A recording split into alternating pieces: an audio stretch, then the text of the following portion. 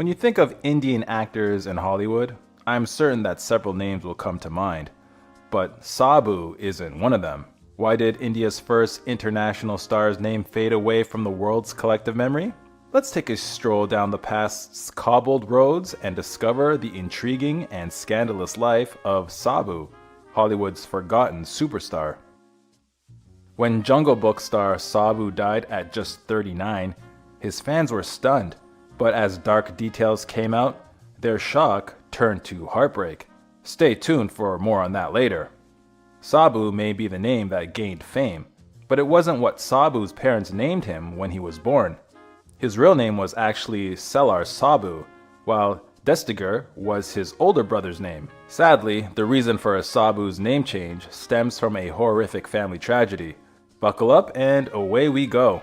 Sabu's mother passed when he was only a young boy, leaving his father to provide for the family.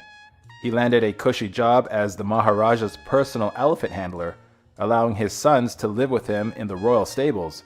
Born in 1924, Sabu developed a natural affinity to the elephants and spent his days helping his father handle them.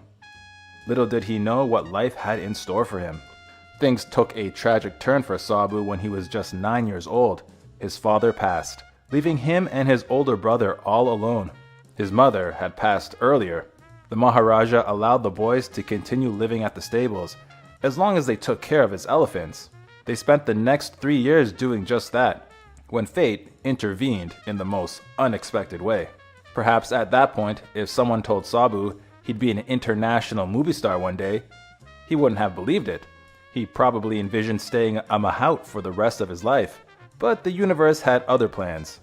A British film crew were scouting for locations when they discovered Sabu tending to the Maharaja's elephants. It was destiny. Can you guess the name of the film the crew was searching a location for? That's right, Elephant Boy. You can't make this stuff up. There's some confusion as to whether the cameraman spotted Sabu or the scriptwriter, but in the end it doesn't really matter. He entranced the crew with his natural charm and impish grin. Of course, the fact that he was so comfortable with elephants clinched his place in the film, and as we'll see, film history too. From living a life of poverty in the Maharaja stables, Sabu was suddenly part of a huge Hollywood film. The director, Alexander Korda, was a master filmmaker.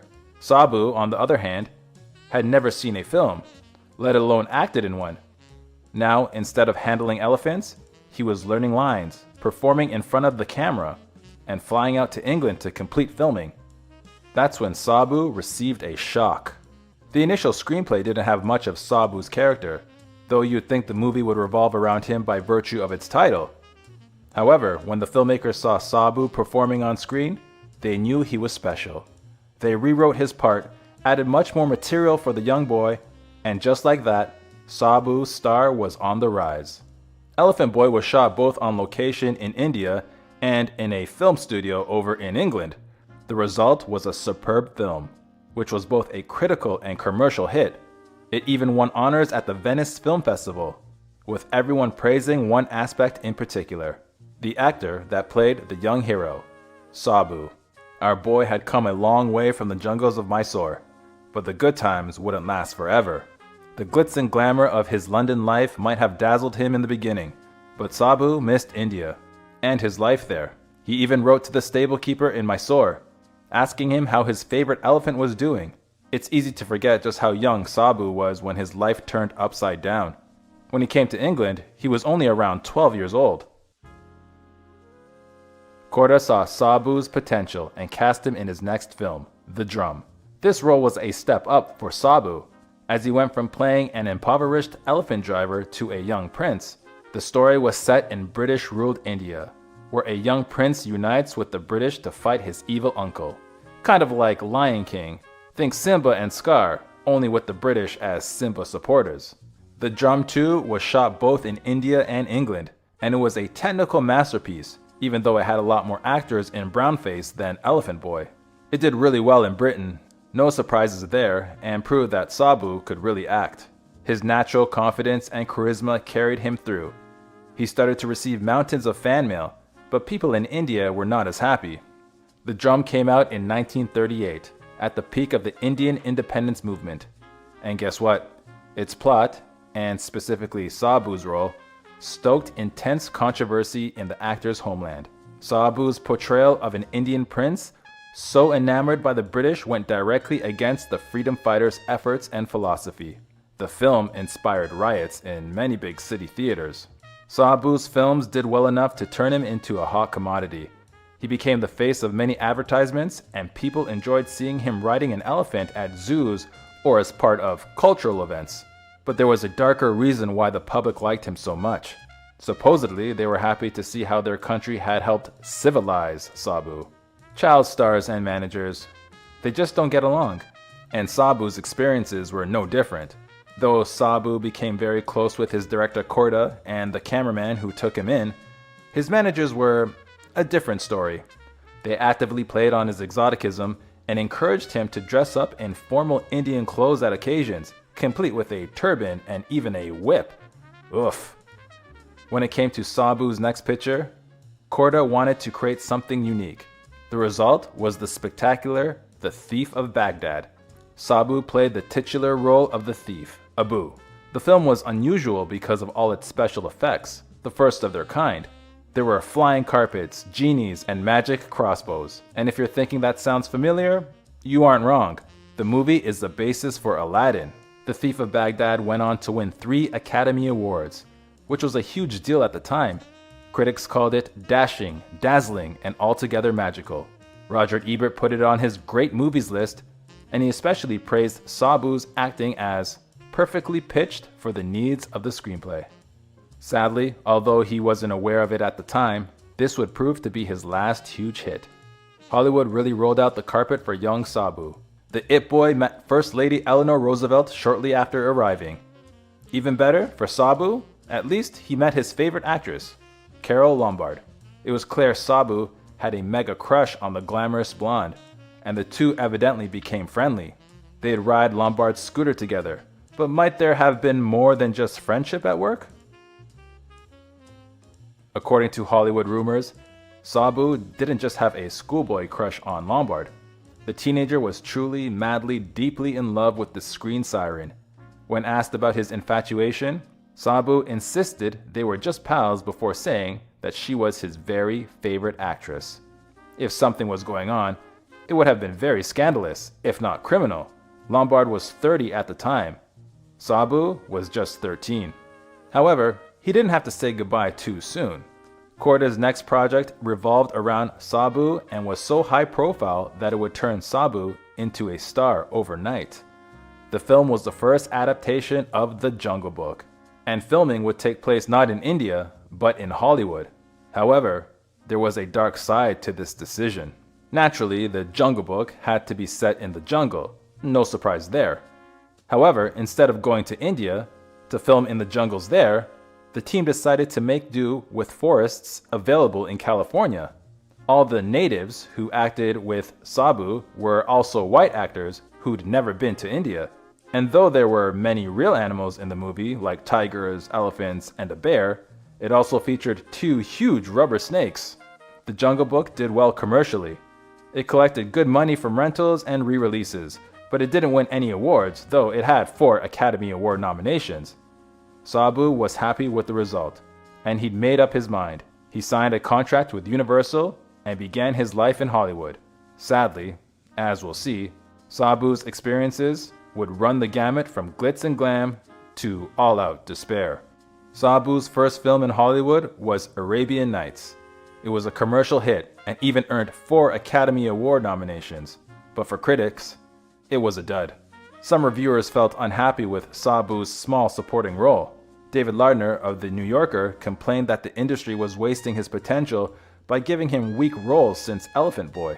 His next 2 films were nothing to talk about. Both White Savage and Cobra Woman had the same exotic theme, and Sabu had similar roles of the hero's sidekick and comic relief in both. Perhaps he felt the monotony himself, so he decided to take a short break from films. But he had no plans to relax. In fact, his next act was the definition of danger. Sabu knew there was no easy way to become an American citizen, so he chose the quickest and most direct way he could find. He enlisted. World War II hadn't ended, and America needed all hands on deck. So Sabu, who had always been interested in flying, began training as a heavy bomber gunner. He flew 42 combat missions and was as good an officer as actor. However, there's a heartbreaking side to this story too. Shortly before he enlisted, a journalist once asked Sabu who he thought would win World War II. Apparently, the boy's face immediately darkened and he assumed the aspect of a much older man. He gravely said, "No one." And so, while Sabu enlisted to gain citizenship and, by all accounts, was a highly skilled and decorated soldier, it's safe to say he had reservations about his role in the combat. Sabu tried to make a comeback in films only to discover a heartbreaking reality. The audience just wasn't into the same kind of films he'd been a part of, and filmmakers didn't give him the option to shake off his stereotype. Hollywood didn't seem to have space for him. His next few films were considered mediocre. And then one project stood out for a surprising reason. Sometimes the best things happen when you least expect them. Sabu was filming Song of India in 1948 opposite Gail Russell when she got sick. The up-and-coming actress Marilyn Cooper came to fill in for Russell for a few days. It was love at first sight for Sabu. He fell head over heels for Cooper. After a whirlwind romance, 24-year-old Sabu and his lady love Marilyn Cooper tied the knot. In fact, they were so head over heels for each other that they got married within the same year of their first meeting. With such a compelling behind-the-scenes love story, you'd think that Song of India, the movie that Sabu and Cooper co-starred in, would have been a smash hit. Well, unfortunately, you'd be wrong. The movie was a total flop. And sadly, just as Sabu's personal life triumphed, his professional life hit rocky waters. While his Hollywood films in the late 40s were nothing to write home about, Sabu did manage to salvage something out of the period by traveling to Europe and working in some relatively better films there. Critics appreciated both The End of the River and Black Narcissus and praised Sabu for turning in solid performances. Sabu was happy with Cooper. However, soon after their wedding, controversy reared its ugly head to make trouble in his otherwise peaceful home life. It appeared as if Sabu had a secret in his past. A dancer, Brenda Marian Jalayer, who worked with Sabu on Black Narcissus, filed a paternity suit against him. She claimed he was the father of her daughter, Michaela, and her case held water. The girl was born in 1948, just a year after the film wrapped up. Awkwardly, this was also the same year that Sabu married Cooper. Do I sense a courtroom drama brewing? While the jury ruled in Sabu's favor initially, an appeals court ordered a new trial. Evidently, Jalayer was standing her ground and digging in her heels. The new trial lasted an entire year before Sabu decided to change tactics. In the end, the actor agreed to an out-of-court settlement. And the details of that settlement? Well, let's just say they're very telling. While Sabu didn't explicitly admit that he was Cooper's baby daddy, the actor did agree to some pretty suggestive terms. He pledged to pay for Jalayer's costs and to provide child support until Michaela turned 21. Since Jalayer had recently tied the knot herself, and her husband wanted to adopt a child, she was happy with this outcome. So was Sabu the dad? Your guess is as good as mine.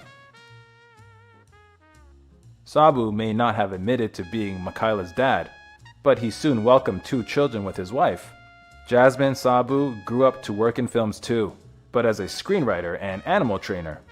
Tragically, she passed at the age of 44 in 2001. Paul Sabu was born 3 years after Jasmine and is an Emmy-winning singer-songwriter. Sabu had certainly achieved the American dream. He was one of the richest stars in Hollywood in the late 40s and 50s. He was the first Indian to get a star on Hollywood's Walk of Fame, and he was friends with President Reagan. Sure, his film career was dwindling, but he was trying to revive it, and who knows? It just might have picked up if fate didn't deal another cruel blow at him. Remember Sabu's older brother who came with him from India? The 2 boys had always been very close, with Sabu depending on his older sibling to manage his career. The 2 also managed a furniture store together. Unfortunately, disaster struck when a young boy broke into the shop planning to pilfer some money that he'd seen Sabu's brother bring in. Little did the boy know, this decision would change everything. Sabu's brother resisted the attack, leading the young boy to panic and shoot him. Tragically, Sabu's brother passed on the spot. The horrific and violent loss left Sabu completely devastated. And unfortunately, fate wasn't through with the star just yet. Soon enough, Sabu encountered even more drama in his personal life. His house caught fire, but that was just the beginning of another nightmare. The authorities quickly caught the arsonist, and the man soon admitted that he'd indeed set the house on fire. However, when it came to why he lit the flame, the man's answer had everyone's jaw on the floor. Shockingly, the arsonist claimed that he had burned down Sabu's home as part of a conspiracy. The man claimed that Sabu's friend asked him to light the fire. And that wasn't all. He also claimed that the friend didn't want to harm Sabu. No, the opposite. The friend saw that Sabu needed the insurance money and decided to help his buddy out. And the scandal wasn't over yet. At first, it looked like the plan went well. The insurance company paid Sabu's claim, giving him a much-needed windfall. However, after the revelations about the real cause of the fire came out, all Sabu's cash disappeared. The insurance company realized that they'd been the victim of a fraudulent scheme, and they sued the legendary Indian actor with all their might. Had it ever crossed Sabu's mind to try his luck in India? Perhaps it hadn't, until the day he woke up to a surprise offer from an Indian director. Mehboob Khan was making Mother India, which would go on to become a huge hit, and wanted Sabu for the role of Burju, a young boy in the film. Unfortunately, Sabu would have to turn it down for a heartbreaking reason. India denied Sabu a work permit. Since he couldn't go there, he had to turn down Burju's role, which went to another actor. The entire experience must have made Sabu feel bitter. His replacement became hugely successful because of the film, and to make things even worse, Mother India also became India's first Academy Award nominated film. Although he didn't get a work permit for Mother India, Sabu eventually did go back to India and even worked in a film with Indian actress Shashikala. Unfortunately, that film never saw the light of day, so no one knows whether Sabu would ever have made it in his native country, speaking a language he'd given up on a long time ago. In the later years of his life, Sabu's career floundered. In a particularly tough time, he moved to Europe and worked with a circus. Perhaps it was because he always played a wide-eyed, naive native looking up to white men. Indians were unhappy with the way he depicted their country, although it wasn't his fault those were the only roles offered to him. The press wrote unflattering things about him, and tabloids published news about him romancing his on-screen co-stars off-screen. All in all, Sabu realized that going back to India wasn't going to be a very pleasant experience for him, at least at this point. Sabu passed suddenly in 1963, at the age of just 39. The actor had passed of a heart attack. Ironically, he'd gone for a checkup just 2 days before his passing, and the doctor had told him that if all his patients were as healthy as Sabu, he'd be out of a job. His final resting place is Forest Lawn, in the Hollywood Hills Cemetery.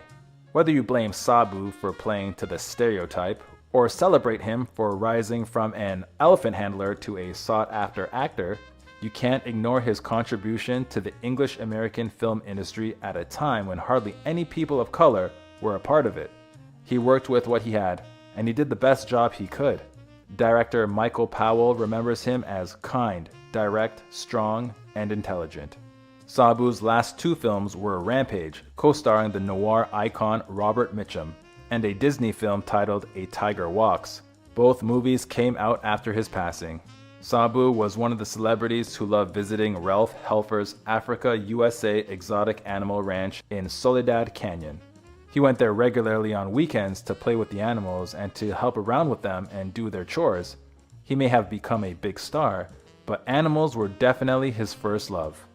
The United States celebrated Sabu's achievements with a touching gesture. They proudly displayed his famous face on a postage stamp. In turn, Sabu responded by helping the war cause.